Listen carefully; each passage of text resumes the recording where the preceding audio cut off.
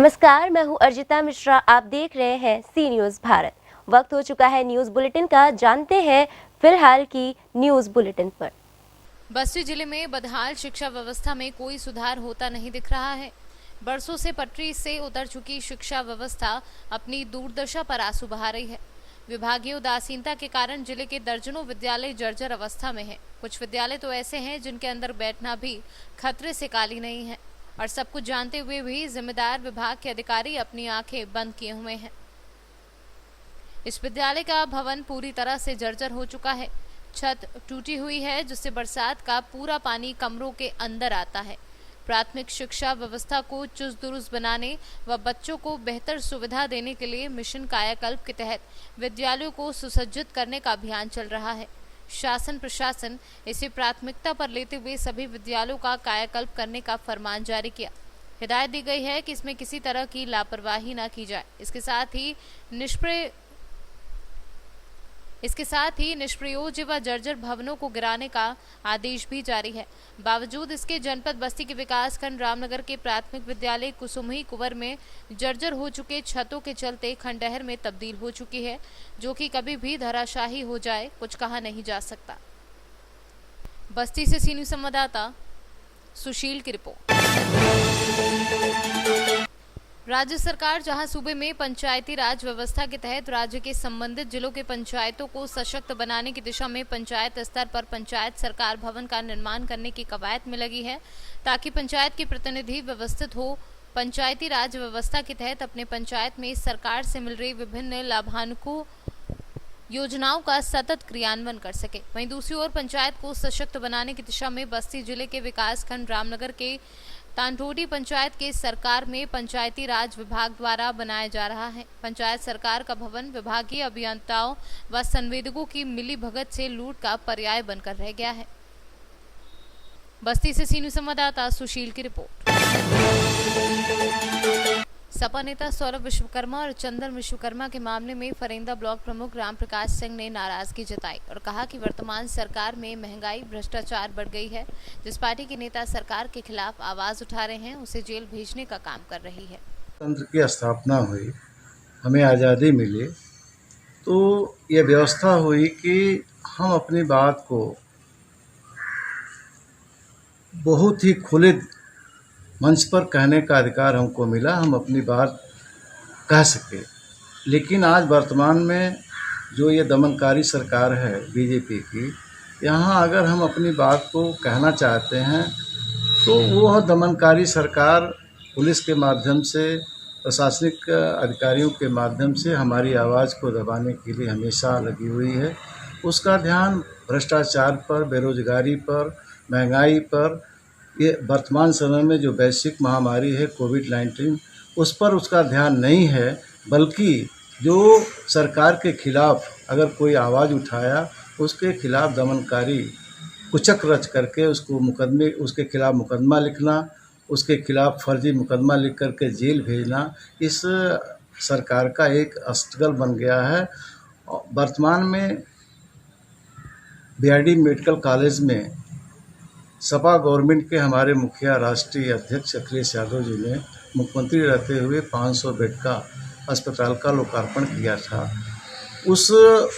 उसी लोकार्पण को पुनः वर्तमान सरकार ने अपनी सरकार की उपलब्धि मान करके उसका लोकार्पण करने का काम किया।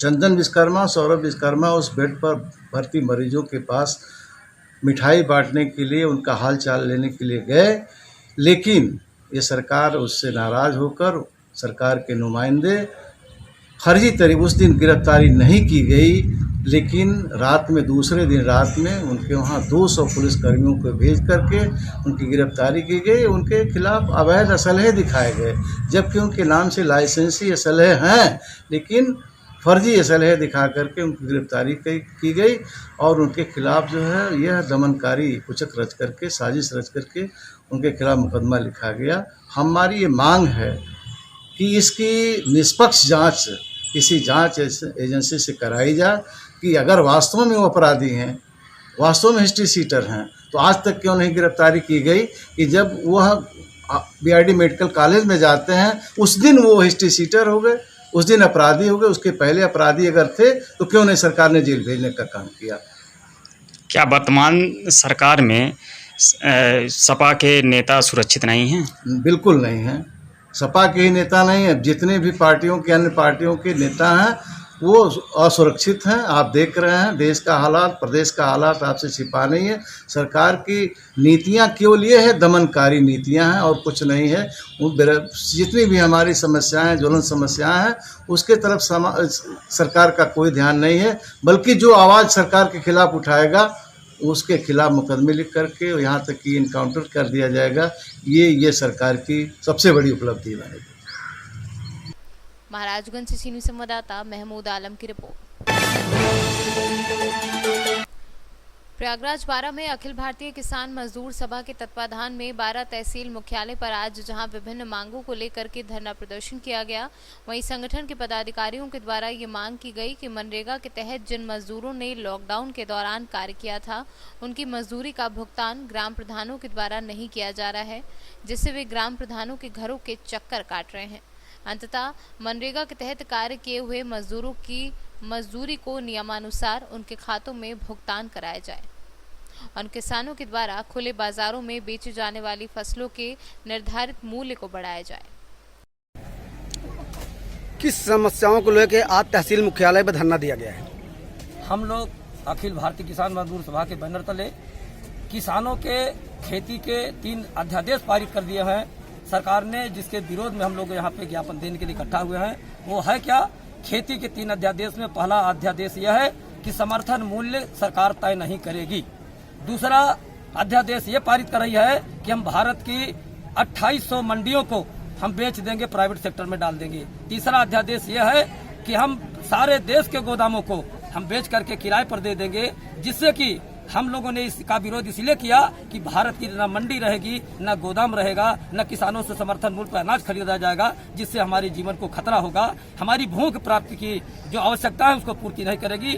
सरकार उसको हटाना चाहती है, इसलिए हम जो संसद में और या 12 तहसील में इकट्ठा होकर आज इस चीज का विरोध कर रहे हैं कि हमारे जीने के लिए सरकार जो अपना पीछा छुड़ा रही है, कारपोरेट के चंगुल में घुसेड़ रही है और उसका हमारे खून पीसने की तैयारी करे, हम उसका विरोध करने के लिए आज यहाँ पे इकट्ठा हुए हैं। अखिल भारतीय किसान मजदूर सभा जिला महासचिव राजकुमार पथिक, प्रयागराज। आप लोग आज किस मुद्दे को लेकर आज तहसील मुख्यालय का घेराव किए थे? देखिए, सरकार 3 अध्यादेश लाई है खेती में उसमें से खास रूप से खेती को बड़ी बड़ी कारपोरेट कंपनियों को सौंप रही है, जिसमें कि लागत वो तय करेंगी, फसल किसान को क्या पैदा होगा वो करेंगी और फसल भी खरीदेंगी, यानी सारा का सारा मंडियों में भाव भी तय करेंगे। और इसके साथ साथ मंडियों में न होकर के डायरेक्ट जो है खरीदी करेंगी, जिससे कि जो पूरी श्रृंखला है जो है अपने देश की कृषि की, वो पूरी की पूरी श्रृंखला नष्ट हो जाएगी। तो उस बात का हम विरोध कर रहे हैं, जबकि लगातार AIKSCC लगातार यह मांग कर रहा है कि खेती में जो लागत लगती है, खाद, बीज, डीजल, कीटनाशक, इसके दाम कम होना चाहिए। और 2006 में MN स्वामीनाथन ने जो रिपोर्ट दी थी, जो संतुष्ट की थी रिपोर्ट की, जिसमें कि वो किसानों की जब आत्महत्याएं हो रही थी तो उन्होंने ये आयोग बनाया था। इस आयोग के अध्यक्ष थे स्वामीनाथन, जिन्होंने की बात कही थी कि अगर किसानों की आत्महत्याओं को रोकना है तो फसल का डेढ़ा दाम और किसानों की पूर्ण कर्ज माफी करनी होगी। जिस बात को लेकर लगातार AIKSCC ये मांग कर रहा है, तो सरकार ने उस मांग को किया नहीं। आज देश की जनता जब जो है कोरोना काल में, कोरोना महामारी में जो है 5 महीने से लगातार जूझ रही है, कठिनाइयों का सामना कर रही है, उस दौर में ये सरकार जो कि कारपोरेट को फायदा पहुंचाने के लिए इस तीनों अध्यादेश को ला रही है। हमारा संगठन AIKMS और AIKSCC दोनों मिल करके ये दो जो है इसका विरोध करते हैं सरकार की नीतियों का।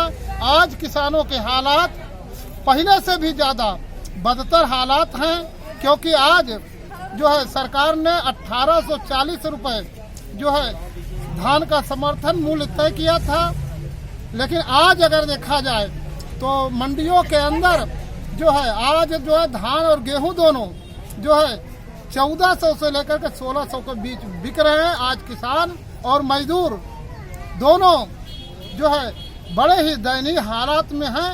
रोजगार सब छिन गए हैं, कोई रोजगार नहीं है, तो लगातार इस दयनीय हालात में जी रहे हैं। तो हम सरकार की नीतियों का विरोध करने के लिए आज इस 12 तहसील प्रांगण में इकट्ठा हैं। राम कैलाश कुशवाहा, जिला अध्यक्ष, अखिल भारतीय किसान मजदूर सभा, जिला प्रयागराज। प्रयागराज से सीनियर संवाददाता राकेश पटेल की रिपोर्ट।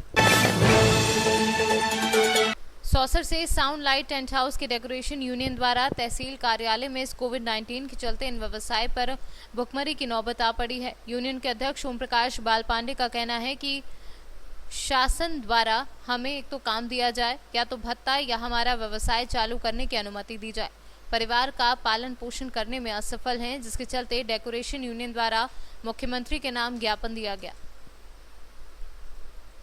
इस यूनियन द्वारा विशाल रैली सिविल लाइन से लेकर तहसील कार्यालय तक निकाली गई। 20/5 को और आज अभी और ज्ञापन दिया है। हम पूरे बेरोजगार हो चुके हैं और ना ही हमारा कोई काम धंधा शुरू है। हमने सरकार से यही निवेदन किया है कि हमारा काम शुरू करे, पूर्वानुसार या तो फिर हमें भत्ता दे। और हमें हमारा अगर ये भी ज्ञापन के ऊपर गवर्नमेंट का कोई हमारे ऊपर ख्याल नहीं है रहेगा, हम तो पूरे बेरोजगार हो गए। इसके बाद ऊपर से अगर ऐसी कोई गाइडलाइन नहीं आती काम की या नवरात्र में स्थापना की, तो हमें फिर आंदोलन करना पड़ेगा। सभी का हमको सहयोग रहेगा और हम भी आपके साथ में हैं, क्योंकि हम सब बेरोजगार हैं। हमारा जीना दुर्भर हो गया है। हमने अभी ज्ञापन दिया है, इसके पहले भी दे चुके हैं। हम पूरे बेरोजगार हैं, हमारे घर के लड़के बच्चे सब भूखे मर रहे हैं। हमने क्या करना। सर में कहीं ना कहीं डेकोरेशन टेंट हाउस इनके ऊपर अभी जो हमारी मांगे पूरी कर रहा है। लाइट डेकोरेशन यूनियन द्वारा ये रैली निकाली गई है, जिसके तहत ये परेशान है। भुखमरी की नौबत आ गई है, सबके काम बंद है। मैं सौसर से सी न्यूज़ भारत संवाददाता संजय कामड़े। सौसर से सी न्यूज़ संवाददाता संजय कामड़े की रिपोर्ट। अभी के लिए न्यूज़ बुलेटिन में बस इतना ही। देश दुनिया की तमाम खबरों के लिए बने रहिए सी न्यूज़ भारत के साथ। हर खबर आपके साथ, आपके